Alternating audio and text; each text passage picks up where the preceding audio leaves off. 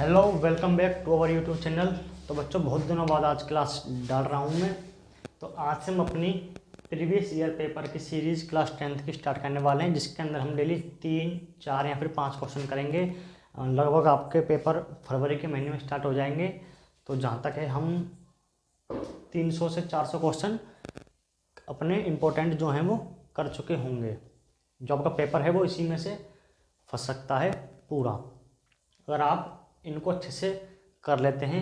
Value change हो सकती है, मगर क्वेश्चन बिल्कुल भी चेंज होने की बिल्कुल भी संभावना नहीं होगी। ठीक है, तो देखिए, हमारे पास पेपर तो हैं, मगर उसको टाइप करने के लिए कोई साधन नहीं है। इसलिए मैं सारे क्वेश्चन बोर्ड पर लिखवा करके जब इनको आपको बताया करूँगा, चाहे वो शॉर्ट में हो, MCQ हो, लॉन्ग आंसर हो, किसी भी टाइप का आपका क्वेश्चन हो। ठीक, तो आप ऐसा ना समझें कि ये मैं अपनी तरफ से करवा रहा हूँ। ये मैं अपनी तरफ से कुछ नहीं करवा रहा हूँ। मेरे पास पिछली 3 से 4 साल के जो पेपर रखे हुए हैं, मैं यहाँ पर ही उनको तुमको करवाऊँगा। ठीक, तो चलिए बिना देरी किए हुए अपनी क्लास को स्टार्ट करते हैं। चलिए, फर्स्ट क्वेश्चन में हमसे क्या कह रहा है, निम्न में अपरिमेय संख्या क्या है ना। आपने पढ़ा होगा कि अपरिमेय संख्या कौन सी होती हैं, भली भांति आप सभी जानते होंगे। तो देखिए, पॉइंटों में कोई संख्या आएगी तो वो अपरिमेय होगी नहीं होगी। ठीक, इसका राइट आंसर क्या होगा, 2/√2। क्यों?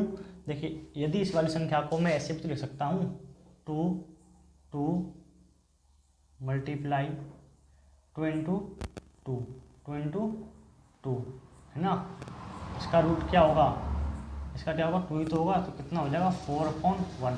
क्या ये अपरिमेय संख्या है, ये रेशनल नंबर है? नहीं है। तो क्या मैं इसको ऐसे नहीं लिख सकता, 2 इस तरह से? तो इसका भी क्या होगा, आपका 4/1 है ना। तो क्या हो जाएगा, हमारा राइट आंसर ये वाला हो जाएगा। इसके बाद बहुपद x² - 3 के शून्य का योगफल होगा।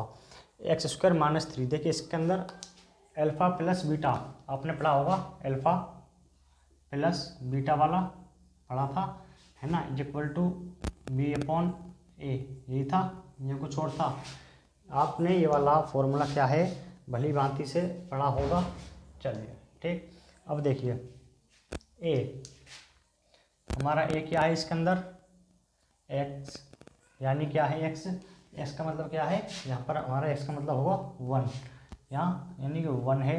b कुछ भी नहीं है, 0 है। और c क्या है, 3।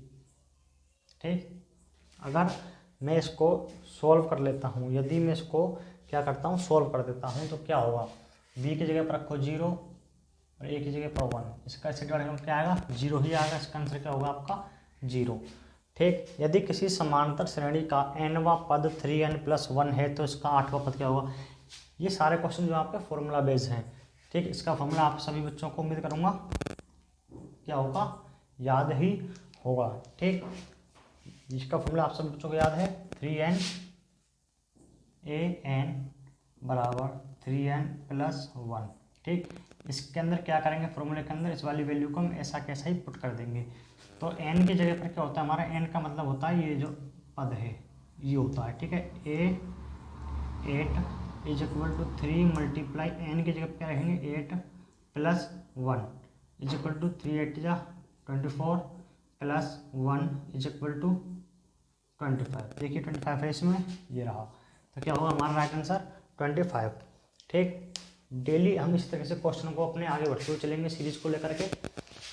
हमारा लक्ष्य क्या रहेगा, 30 से 90 दिनों के अंदर हमें करने हैं कम से कम 400 क्वेश्चन, वो भी प्रीवियस ईयर वाले इंपॉर्टेंट क्वेश्चन होंगे। ये बड़े ही ध्यान से और आराम से करते हुए चलेंगे, समझते हुए। ठीक, चलिए आज की अपनी क्लास को यहीं पर ख़त्म करते हैं। जय हिंद, जय भारत।